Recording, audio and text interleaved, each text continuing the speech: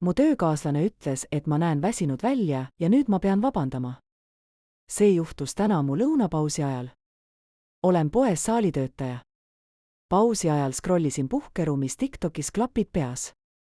Mulle ei meeldi pauside ajal eriti vestelda, seega hoian pilgu maas. Nägin, et keegi seisab mu ees ja vaatasin üles. See oli mu töökaaslane, ütleme Anna, 50-aastane. Ta lehvitas mulle, et ma klapid ära võtaks. Võtsin klapid peast ja esimene asi, mida ta ütles, oli, sa näed täna kuidagi väsinud välja. Olin päris üllatunud. Tegelikult arvasin, et näen täna hea välja. Ma polnud teinud midagi teistmoodi kui tavaliselt ja suhtlesin inimestega, nagu tavaliselt, mul oli sama meik ja soeng, mis tavaliselt.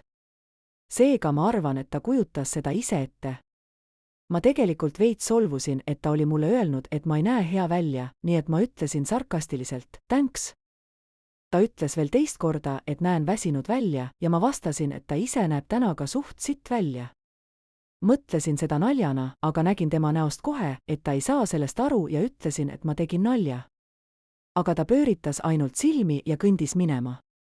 Anna läks ülemusele kaebama ja nüüd ülemus ütleb, et ma pean Anna ees vabandama.